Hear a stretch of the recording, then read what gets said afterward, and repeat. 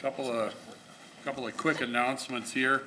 I just want to remind everybody, next Monday at 5:30, starting at 5:30 and going till 7 o'clock here in the council chambers, we're going to be having a public meeting to discuss and get feedback on the street study about the Broadway corridor project. So if you have an interest in that project, come here next Monday on May 11th at 5:30 and you can be a part of that. Also, I have a proclamation I'd like to read tonight on Winona County Law Enforcement Memorial Day. Whereas the 13th of May 2015 is designated as Winona County Law Enforcement Memorial Day and is set aside as a day to honor all fallen law enforcement officers.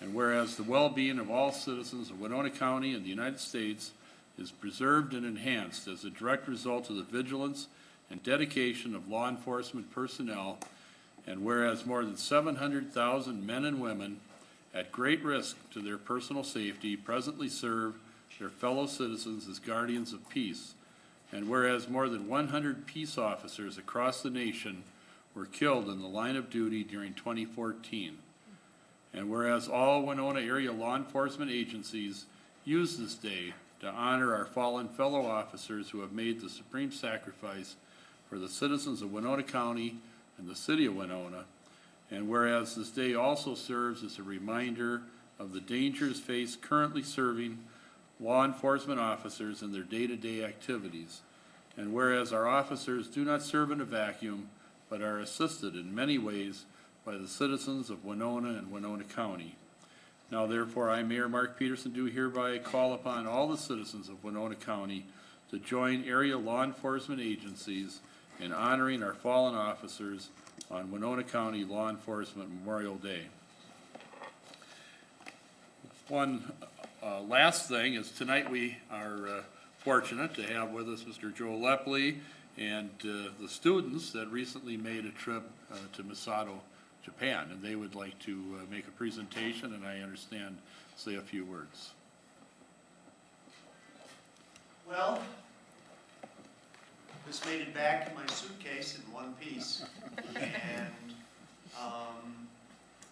it's a gift from Misato that represents, I think the strength of our friendship with our sister city, because it's a picture of the tree planting ceremony in 2012 and the tree planting ceremony in 2014. So I worried all day that I'd get here and drop this. So, I don't know, maybe we can just pass it around and you can share it with the council members. It does look like the glass needs to be cleaned. The educational assistant that works with me saw it this morning and she said, that was my first thought, to get some Windex, but if you look at it, it's the paper that is shaded. So it's a nice gift from... Hold it up for... Yeah, it has a set of stamps that commemorate the tree planting ceremony, and they're Japanese stamps. The students in there. Yeah. Before I drop it. A few of them might have some words to say. This is one of the few times the chaperone's outnumber the students. Konbanwa. Konbanwa. Watashi. I'm all nervous because I'm up here now. Trying to speak Japanese, that's how I felt I was in Japan. Watashi wa Lord Xavier. Good evening, my name is Xavier Lore. Japan was one of the trips where when you first went, you didn't know what to expect. And Joe told us that it was life-changing. And that's a really big term to say that it's life-changing.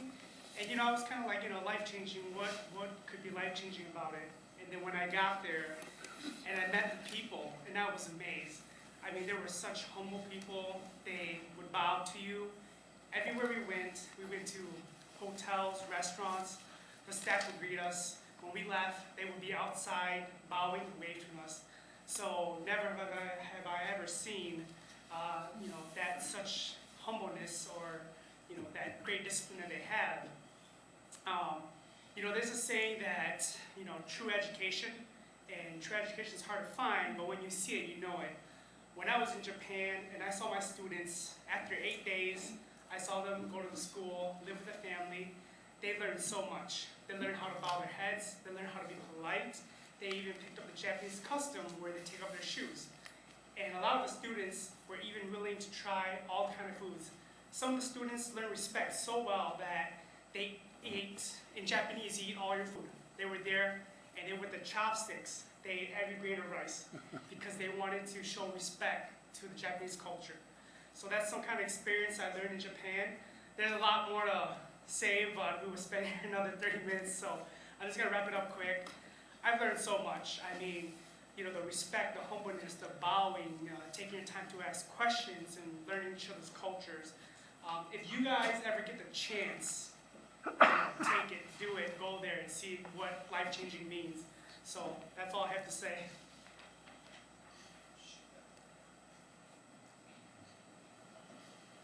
Well, hello, my name is Cameron Hawkinson, and I'm a ninth grader at the Winona Senior High School. I currently attended this trip to Japan this year, and wow, was it a life-changing experience. I didn't really, everyone told me that went on the trip before, that it was a life-changing experience. Once you get there, you'll be amazed. And I was prepared for it, but I wasn't prepared for what actually happened. It was, you got there and just the culture surrounded you, and you were just amazed at everything that you saw, just how polite they were, and everything you went there, like when you were in Japan, they just wanted to give. Like, you'd go into a store and you'd be looking at something, and they wouldn't even ask you, they just want to buy it for you right away. They were just so giving, and everyone wanted to make sure that you had the greatest time in Japan. And when you're there for 10 days, it seems like a long time, but you get there and time flies by so fast. And then when you finally realize that you're in the airport coming home, and it's one of the saddest moments I think I've ever experienced, just because you make this bond with these amazing people in Japan, and it's a life-changing experience, and you don't want to go home. So I really, really enjoyed the trip, and like Xavier said, if you get the chance, please take it. It's amazing. Thank you.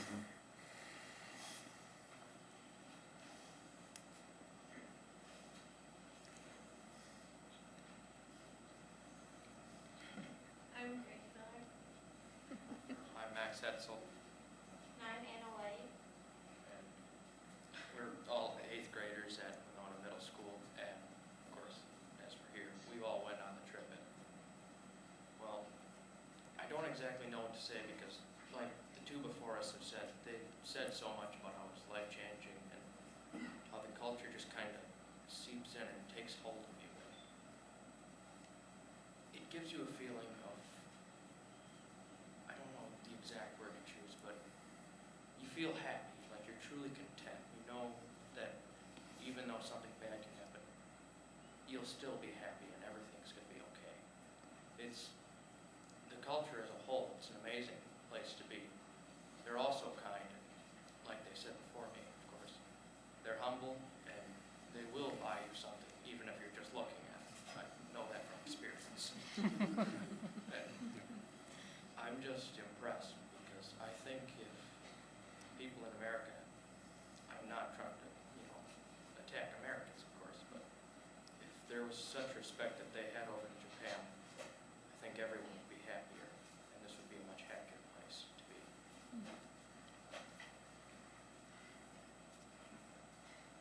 Like everyone has said before, this trip is just amazing and everyone is so nice and they just give so much. They've said so much already, but like those are the main reasons that you guys should keep this going, because it's such an amazing experience for everyone.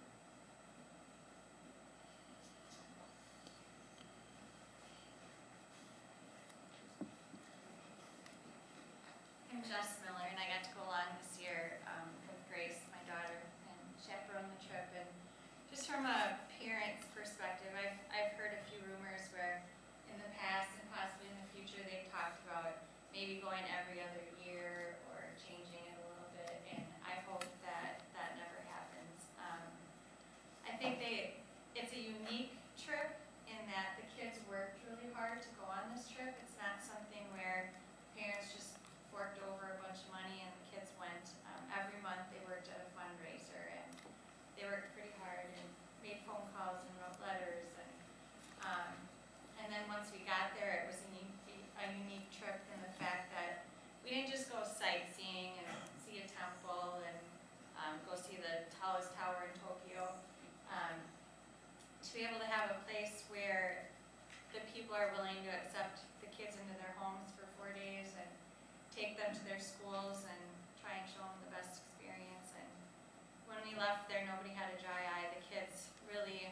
they came here in October and then we went there, just a month ago, less than a month ago. And they really got a chance to know each other and become really good friends. And I think they saw how different our countries are, but just how much the same they are at the same time. So it's a really valuable experience, and I appreciate your guys' role in getting our kids there. It's very worthwhile. I'm Tyson Hetzel, and I went with my son Max. I think what I think is special as a chaperone is they had 4 nights of homestay, so then the adults had a couple of days with just, you know, the government officials and businesses. And I mean, they took us into their businesses, they gave us tours, they, you know, gave us gifts everywhere we went. And you really get to kind of see how business works on that side of the ocean compared to here. And I just think when they come here in October, you know, it'd be neat to get some new places from them. I know they always go to the same places, but maybe, you know, see if we can expand it a little more, because over there, I mean, it was like they were fighting for your attention to get you to come, you know, and you tell them you have this much time, and they were trying to just get as much stuff into it as possible. But my biggest thing that you come back with is they're very generous. I mean, I told Max that him and I were gonna bring gifts back in one suitcase. My tall suitcase was just my gifts. I couldn't even get his in. I mean, they shower you with so much, and they just are very appreciative of the time you spend with them. And I stay with another woman, and our homestay actually arranged to have a translator stay with us all weekend so we could converse. And then on the day we went touring around, they actually invited like 3 or 4 couples. Joe was with us that day, and just took us all over. I mean, you get to see so many parts of that country that you would not see if you went on, you know, just a vacation. So I, you know, would love to see the program continue, and just, you know, like I said, maybe step up our side of it when they come. Maybe we find more businesses that are willing to really join in and go from there. So, thank you. Thank you. I think that concludes. I could talk for a long time. Okay, well, thank you. But it is an extraordinary experience, and like several ambassadors said, if you get the opportunity, take a chance and go.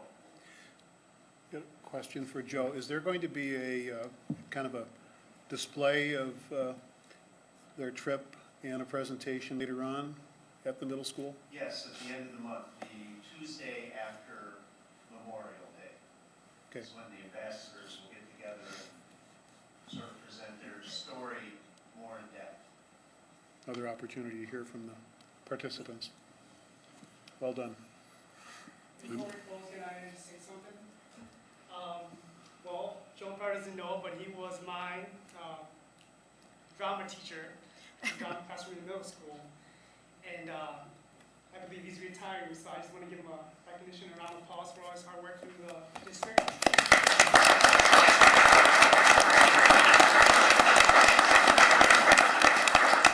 And I want to thank Joe for always, you know, for keeping this program open. He was the guy that pushed us and said, talk to people, learn the language, learn the culture, go there and have a good time. So, Joe, thank you for always pushing all of us, putting us together, letting us go. And, we appreciate it a lot. And like I said again, I believe that I was lucky to go on this trip. So that's all I have to say. We're gonna have to build an addition onto City Hall for all these gifts you keep bringing back for us. Running out of space. But thank you, Mr. Lepley, for all your years of service and to the program, and it is a great program. Well, it's been a pleasure. Thank you. City Manager? No comments. Okay, roll call. Mayor Peterson, Here? Councilman Thurley, Here. Craig, Here. Alexander. Here. Iden. Here. Borzakowski. Here. Double. Here. Under the required public hearings, item 2.1 is the business assistance for the Beneficial Reuse Management LLC doing as gyp soil. Declare the public hearing open and ask Lucy McMartin to share.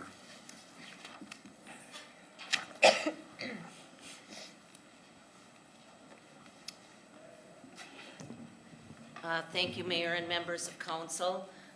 Before you is a business assistance agreement. If you recall, in March, we came forth with an application for state loan funds for gyp soil. They are a company that's looking to locate at 110 Harvester Street, and they make a pelletized gypsum product used for agricultural applications. The Port Authority made a $140,000 loan to the company, and because of the interest rate at 3% below market, and it's a 7-year loan, because of that, it falls under Minnesota State Statute Business Subsidy Law. We call it business assistance. So the business, because of this loan, will be required to create at least 20 full-time jobs. The wages have to be at least $18 per hour, including benefits, and they must continue operations in Winona. So those terms are outlined in the assistance agreement before you. And this is for the Port Authority loan of $140,000. We'll be coming back to you with the state loan business assistance agreement. We received word today that the state business loan of $300,000 was approved. Congratulations. Any questions for Lucy? Yes. Just a clarification, $18 an hour including benefits? So that's the value of the benefits within the $18. It's not an $18 hourly wage plus? Correct. And that's the lowest wage. They anticipate having quite a wide range, but this is the lowest paying position. Did we get an indication of what the benefit value is? I'm not certain. We do have a breakdown.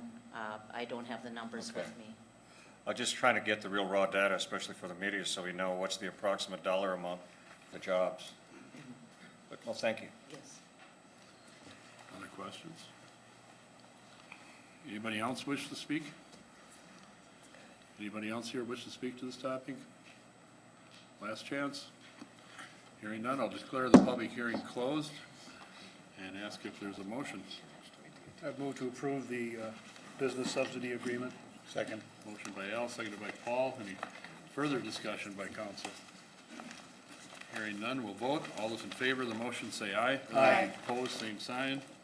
Carries. Item 2.2 is a public hearing for the code amendments on the site plan ordinance. I'll declare this public hearing open and ask Mr. Moeller to speak.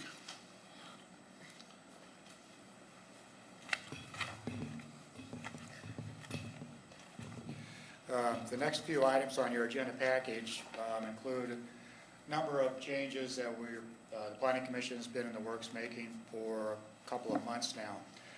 The first relate to our site plan ordinance, and excuse me, as noted in your agenda item, if adopted, this ordinance or changes to it would serve a number of purposes. The first being to refine the distribution process for and review process of required site plan submittals. Currently, once a required site plan is submitted to our department, we will distribute notice to everybody within 100 feet that we've received that.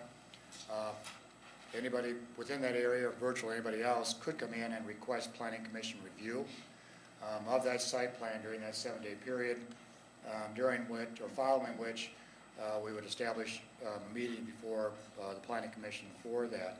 Currently, that process requires us to do that within 11 days after we receive the notice or request for Planning Commission review.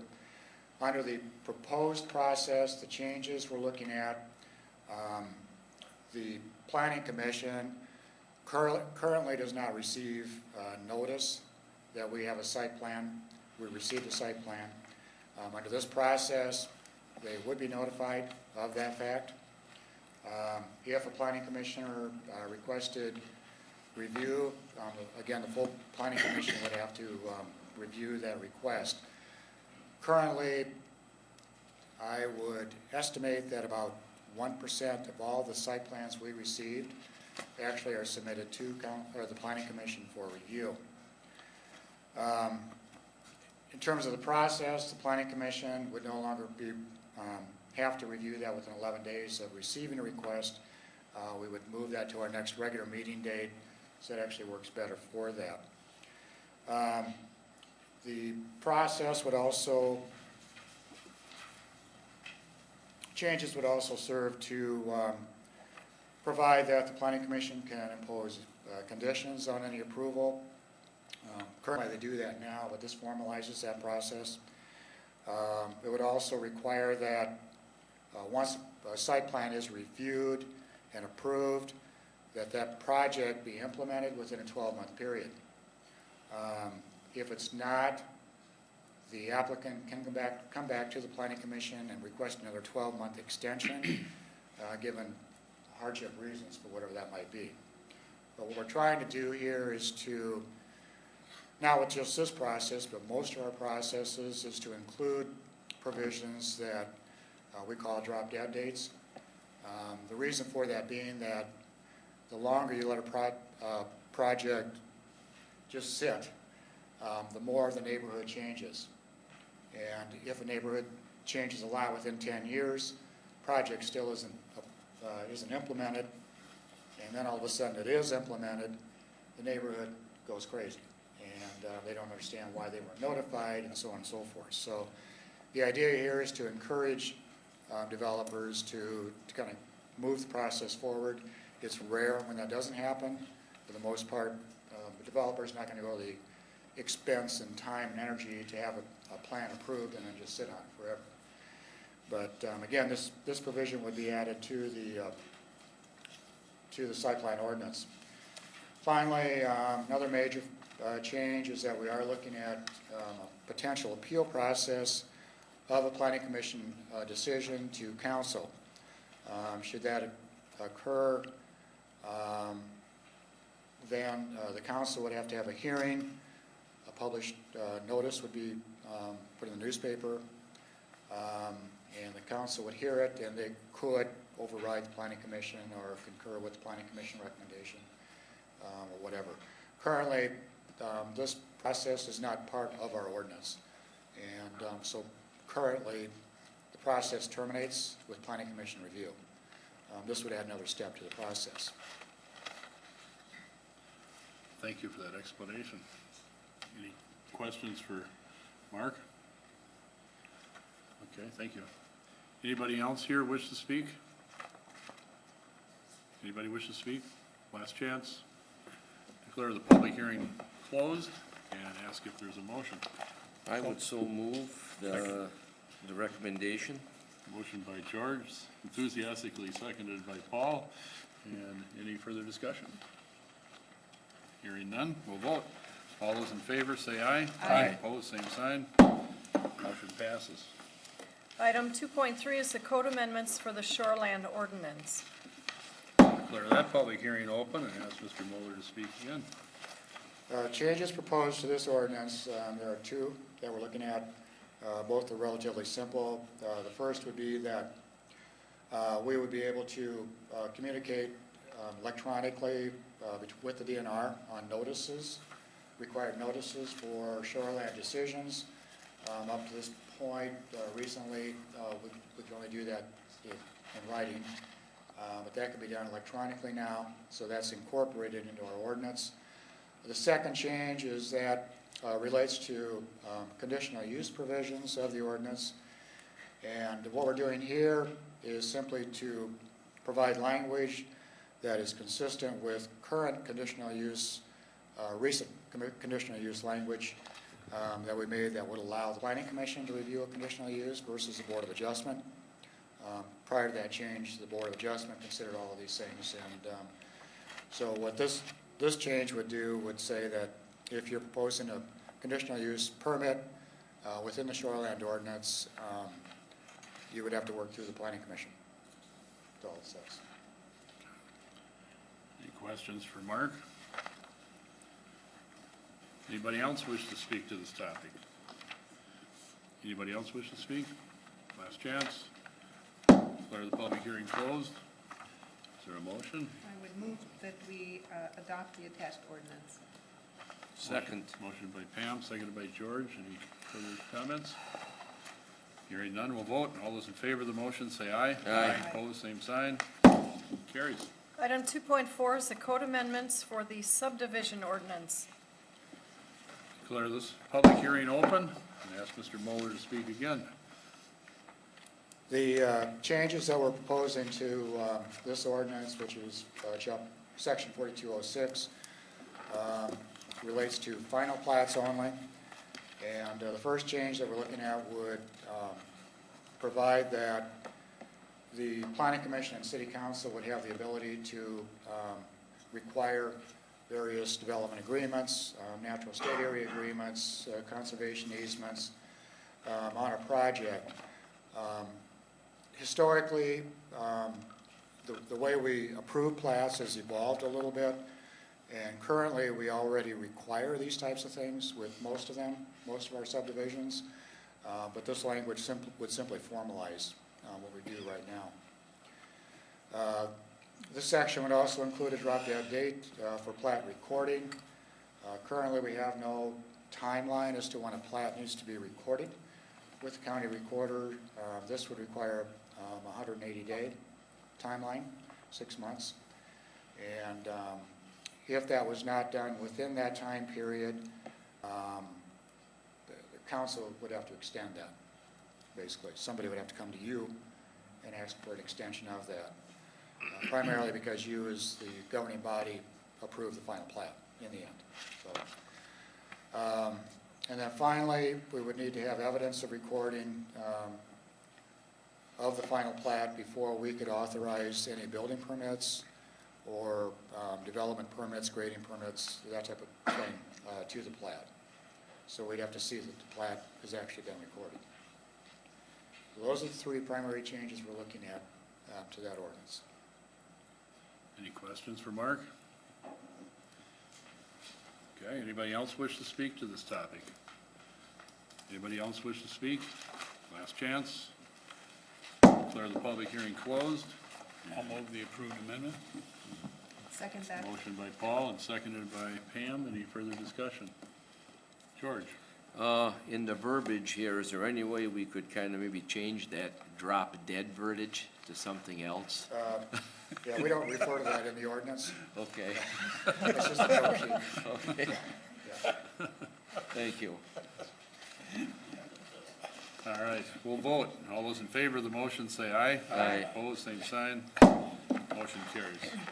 Under the petitions, requests, and communications, item 3.1 is a request by the Winona ORC to hold a 5K run walk on Friday, November 6th.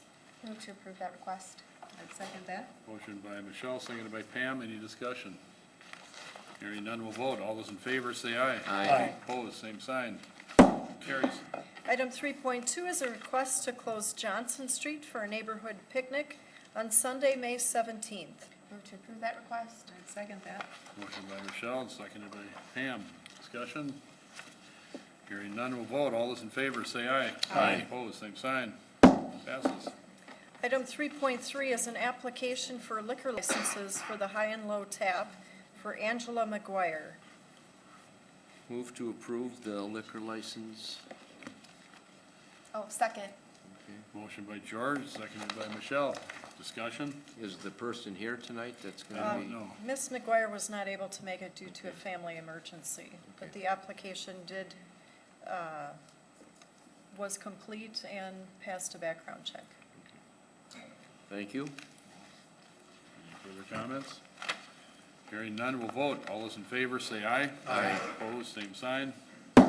Carries. Item 3.4 is a request for a premises permit for lawful gambling for the Redmond Club, 176 West 3rd Street. Move to approve that request. Second. Motion by Michelle, seconded by George. Is this something this is an annual application at this time? Mayor and council, there was a different group that was conducting the gambling at this club. Oh, And okay. so they're taking back their own gambling I for the see. club. Okay. Any other questions? Hearing none, we'll vote. All those in favor say aye. Aye. Opposed, same sign. Carries. Under new business, item 5.1 is to award the contract for the 2015 bituminous mill and overlay project. The one bid was from Dunn Blacktop with a bid of $924,553. Engineer's estimate was $963,650. I would move the attached resolution awarding the contract to Dunn Blacktop. Second. Motion by Al, seconded by Michelle. Discussion? George? Now, this is for our street overlay project, correct? What I would like to see happen with this is if we could notify the homeowners that if they wish to do any utility repair, you know, a water line, a sewer line, whatever, that just notify them that this is gonna be coming through if they wish to have that done. And so we overlay the road and then, you know, 2 months later, or sometimes a week later, then we're jackhammering it back out because they have to repair a line. Just to give them the opportunity if they want to know that this is happening and, you know, they can get their utility work done. Certainly, I'll do that. So, thank you.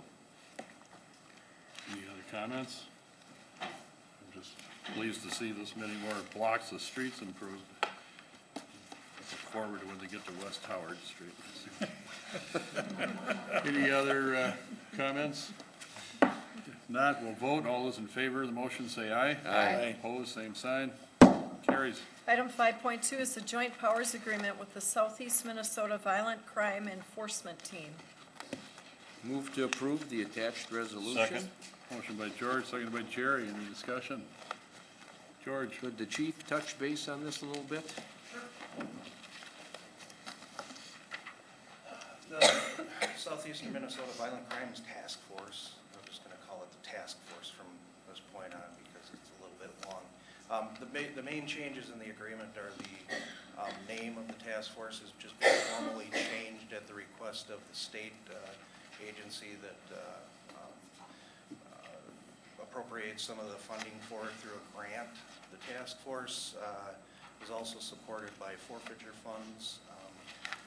It consists of 8 counties, sheriff's departments from 8 counties, and 5 city departments within those 8 counties. We've been a member since 1988, and its primary focus, of course, is on narcotics, but they've expanded to some of the other crimes that go along with it.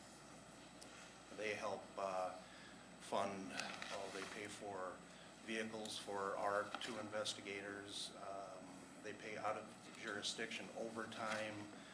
Anytime we need extra people, we can draw from the other member counties and they come in and assist. So that's the short version. Okay, thank you for the short version. Good, so, Any other questions? they do a heck of a job. I guess not. Thank you, Chief. Any other comments? Hearing none, we'll vote. All those in favor say aye. Aye. Opposed, same sign. Carries. Item 5.3 is the placement of the Purple Heart Monument.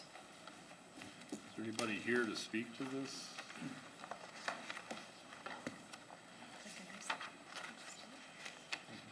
Good evening. I'm David Myers and in charge of the Purple Heart Group here in Winona.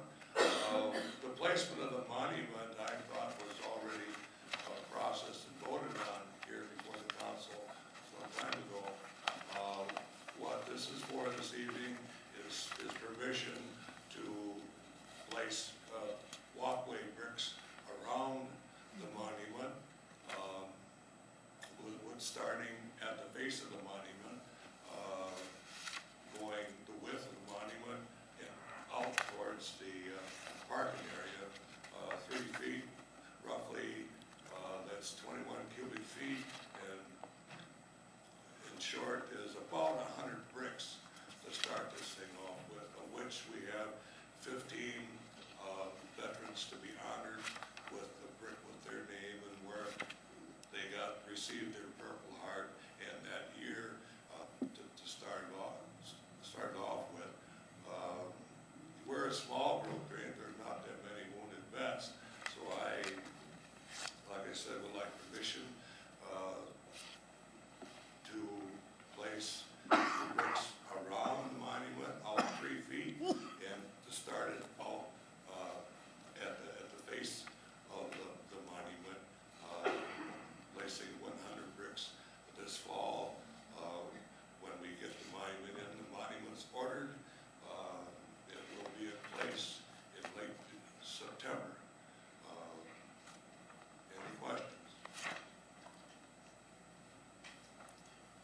Guess not. Thank you very much. Move to approve. Second. Motion by Jerry, seconded by Michelle. Any comments? Hearing none, we'll vote. All those in favor, say aye. Aye. Opposed, same sign. Carries. Item 5.4 is the policy request for Lake Park. I'd move approval of the attached resolution. Second. Motion by Michelle, seconded by George. I see Mr. McLeod in the audience, who's I think, sort of spearheading this. Would you like to say a few words?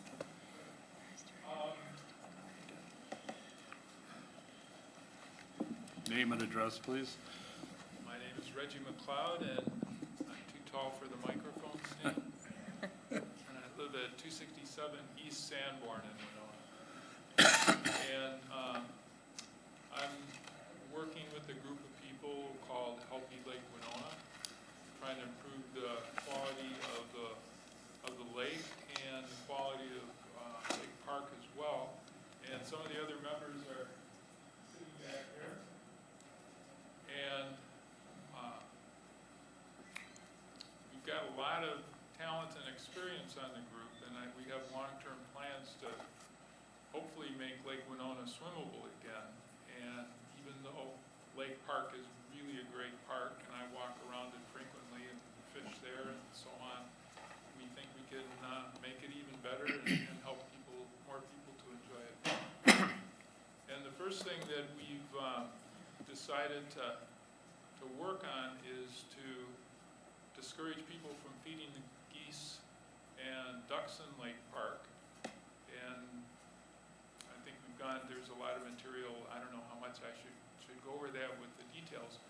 But basically it's good for the health of the geese themselves because they suffer from malnutrition if white bread and popcorn make up a large part of their diet. And some even have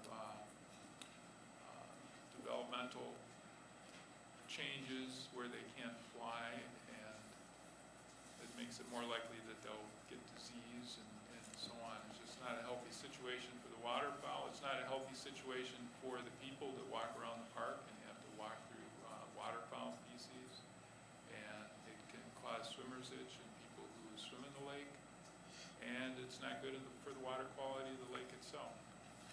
So we're just asking the city to support a policy of just saying basically that we want to discourage feeding of wildlife in Lake Park to improve the park and the lake. Are there any questions? Reggie, are you asking, is your group asking the city to develop signage, or is it just in the existing materials the city already has that they hand out regarding usage of the lake and its facilities? Yeah, we'd like to help develop some signage if we can get permission from the city to put some signs up in places where people frequently feed the waterfowl. That would seem to be the logical thing to do, I mean, but I wasn't sure. Well, the thing, and a lot of these things I didn't know a couple of months ago, so I've learned a lot about this situation just recently myself, and I've spoken to a lot of people who have said the same thing. They thought they were doing something good by feeding the geese. There's obvious problems with feces on the path and some other things like that, but by and large, I think people did it out of a spirit of helping wildlife and helping the geese. And we're kind of surprised at the broader effect of doing that. And so I think signs would help to tell people, and hopefully we'll talk to kids in schools and kind of get the word out so people will want to know more about it. Okay, thank you. Sure. All right, well, thank you. Al, I'd like, I take it there's a motion on the floor, right? There is Yes. a motion and a Okay, second. I would like to make an amendment to the motion. A few months ago, we had the group, I think it was Live Well Winona, come before us and talk about what the city can do to help discourage tobacco consumption within the park, all our parks. And perhaps at the same time, we're discouraging people to not feed the geese. Perhaps we can encourage people to keep themselves healthy by not using tobacco at the same time when we have those signs up, or some kind of dual purpose literature. So I would make an amendment to the motion to also include the discouragement of tobacco consumption within the lake park as a part of any signs that the city would put up to discourage bird feeding in the park. Okay, is there a second to that motion? I guess not. Motion fails for lack of a second. Any further discussion? We'll vote on the original motion. All those in favor say aye. Aye. Opposed, same side. Carries. Item 7.1 is council concerns. We'll start with Michelle. All right, my concern tonight is that we relook at our park plan. If I understand correctly, it's been since 1988 since a park plan has been established. And my concern is, as we're moving forward and there's all these great ideas and suggestions for improvements to our park and our park facilities, the funding process for it. And I really think it would be invaluable to have a list of projects so that council can prioritize them. Because I look at the plan for Baminick Field, which I'm in no way against. But to me, that means that next year we wouldn't be doing road improvement.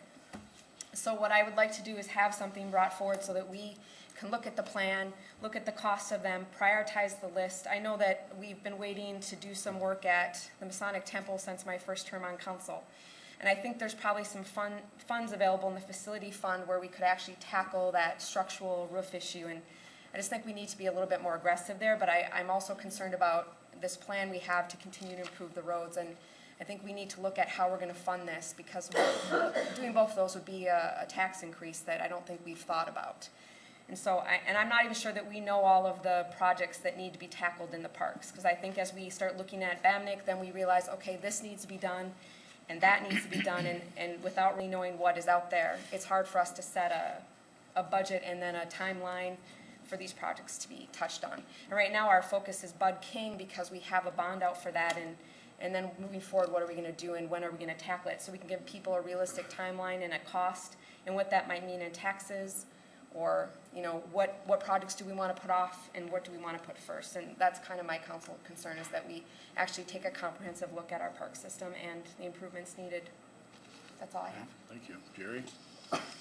Well, I agree with, I had nothing tonight, but now I'm gonna have to say something. I agree of our overall park plan, but I'm just shocked at how we can so quickly jump from the Baminick Field to our streets not being done. There's other alternatives out there, and we haven't even decided how much money we're gonna spend, if any, on Baminick Field.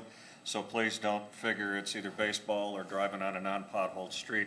We've got other options. So am I agreeing with the first part of your statement? Absolutely. I just don't want people to get too worried about the other one yet. And now I don't have anything else. Okay, all right. Al? Compliments to the folks at the Minnesota Department of Transportation. I observed one of the stop lights at Gilmore and 61 had a green light out, and called their district office, and it was taken care of that same day. So traffic has all three greens instead of just two at that intersection. That's all I have. Okay. Paul?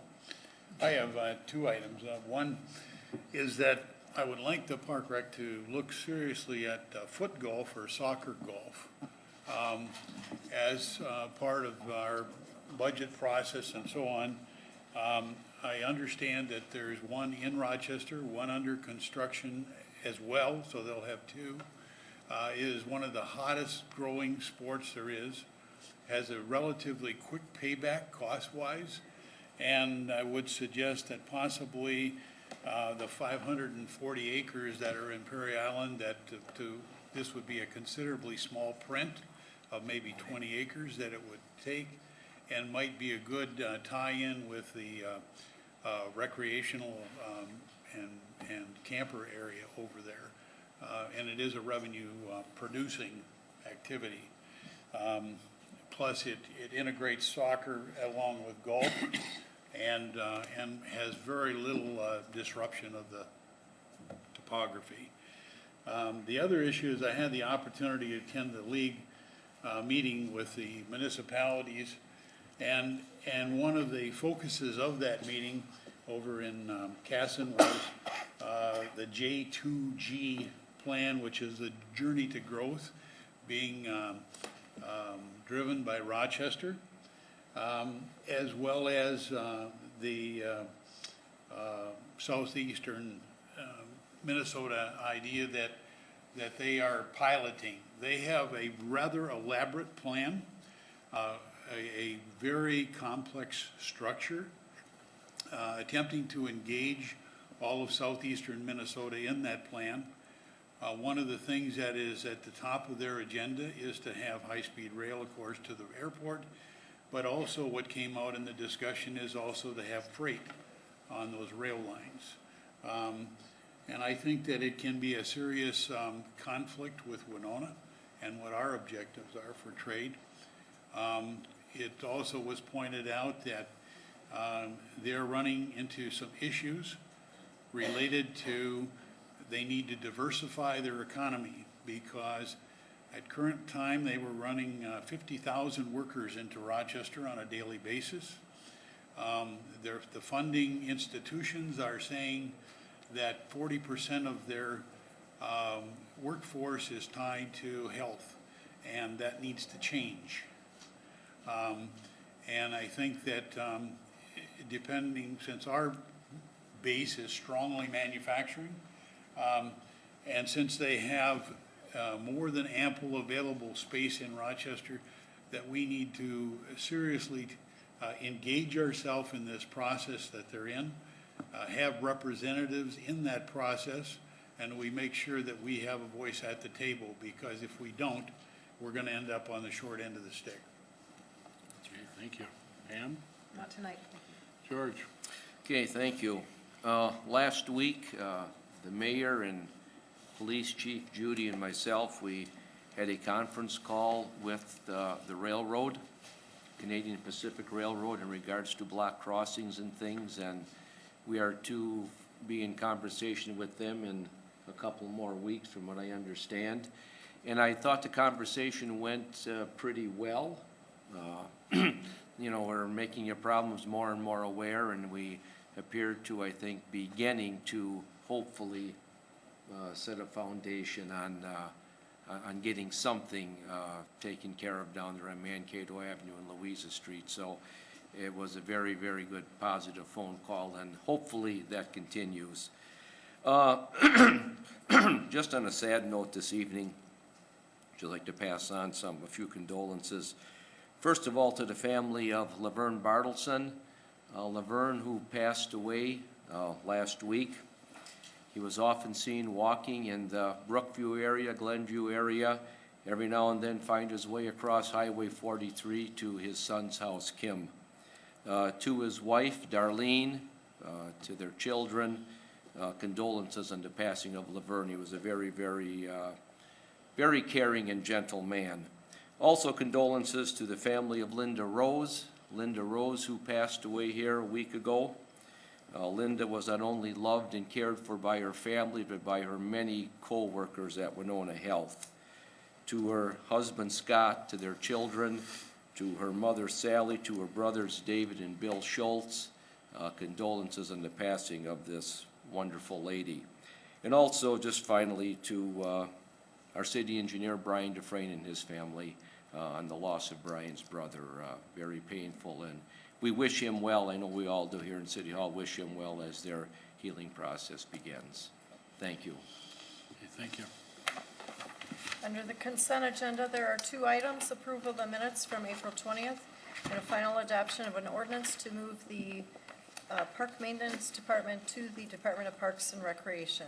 Move to approve the consent agenda. Second. Motion by Al, seconded by Michelle. Any discussion? Hearing none. All those in favor say aye. Aye. Opposed, same sign. Carries. I move we adjourn. Second. We have a motion and a second. All those in favor adjourning, say aye. Aye. We're adjourned.